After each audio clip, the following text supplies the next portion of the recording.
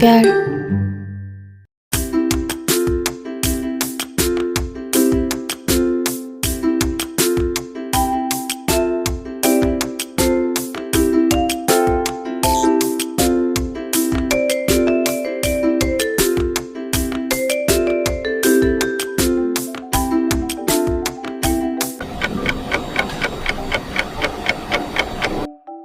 Assalamualaikum dan selamat siang Ibu.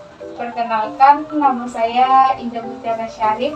Dan saya Felicitas Pasombo. Kami dari program studi S1 Gizi di Stikes Luraya Palopo. Kalau boleh tahu nama Ibu siapa? Ya, perkenalkan nama saya Ibu Pini. Baik, di sini kami akan memberikan penyuluhan tentang penyakit anemia. Tujuannya agar ibu mampu mengetahui dan memahami apa sih sebenarnya penyakit anemia itu. Sebelumnya, apakah ibu tahu tentang penyakit anemia? Iya. Di sini Bu, kami akan menjelaskan secara lengkap lagi tentang apa itu anemia. Jadi, kurang darah atau anemia adalah kondisi ketika tubuh kekurangan sel darah merah yang sehat atau ketika sel darah merah tidak berfungsi dengan baik. Akibatnya, organ tubuh tidak mendapat cukup oksigen sehingga membuat penderita anemia pucat dan mudah lelah. Anemia dapat terjadi sementara atau dalam jangka panjang, dengan tingkat keparahan bisa ringan sampai berat. Nah, anemia sendiri merupakan gangguan darah atau kelainan hematologi yang terjadi ketika kadar hemoglobin atau bagian utama dari sel darah merah yang mengikat oksigen berada di bawah normal. Penyebab anemia. Anemia terjadi ketika tubuh kekurangan sel darah merah sehat atau hemoglobin. Akibatnya, sel-sel dalam tubuh tidak mendapat cukup oksigen dan tidak berfungsi secara normal atau hipoksemia. Secara garis besar, anemia terjadi akibat 3 kondisi berikut ini. Yang pertama, produksi sel darah merah yang kurang. Yang kedua, kehilangan darah secara berlebihan. Dan yang ketiga, hancurnya sel darah merah yang terlalu cepat. Nah, berikut ini adalah jenis-jenis anemia yang umumnya terjadi berdasarkan penyebabnya. 1. Anemia akibat kekurangan zat besi. Kedua, anemia pada masa kehamilan. Ketiga, anemia akibat pendarahan. Keempat, anemia aplastik. Kelima, anemia hemolitik. Keenam, anemia akibat penyakit kronis. Ketujuh, anemia sel sabit. Dan terakhir, thalassemia. Selanjutnya, gejala anemia.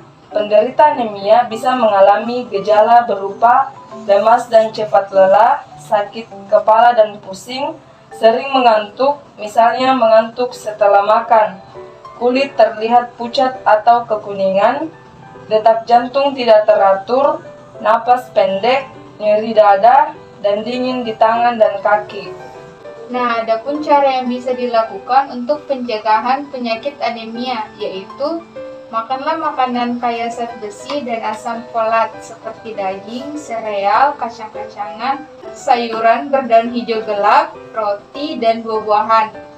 Makanlah makanan yang kaya akan vitamin B12 seperti susu dan produk turunannya seperti makanan berbahan dasar kacang kedelai seperti tempe dan tahu. Penuhi pola makanan gizi seimbang.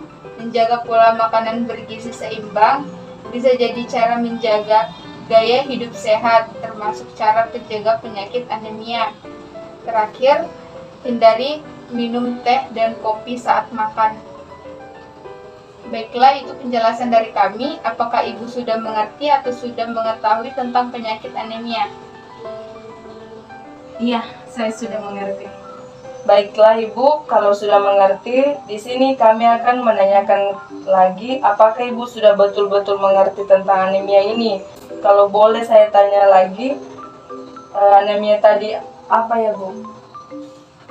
Kalau menurut saya, menurut penjelasan kalian berdua tadi, anemia yaitu kondisi ketika tubuh kekurangan sel darah merah yang sehat atau ketika sel darah merah tidak berfungsi dengan baik, yang mengakibatkan organ tubuh tidak mendapat cukup oksigen sehingga membuat penderita anemia pucat dan mudah lelah. Kalau untuk gejala pada anemia tadi, apa saja ya Bu?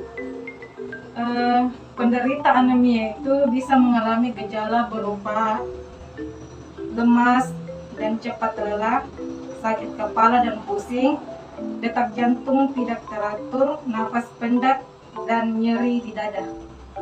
Kalau untuk pencegahan tadi seperti apa ya Bu? Jadi cara pencegahannya yaitu kita bisa makan makanan kaya zat besi dan asam folat seperti daging, sereal, kacang-kacangan, dan sayuran.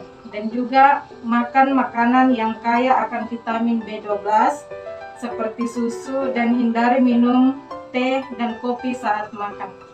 Baiklah, kami rasa Ibu sudah cukup mengerti tentang penyakit anemia ini.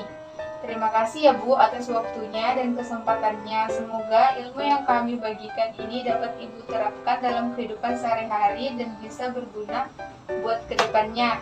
Dan ini ada brosur yang bisa Ibu baca tentang materi yang kami berikan tadi. Kalau Ibu lupa bisa Ibu bacanya kapan saja.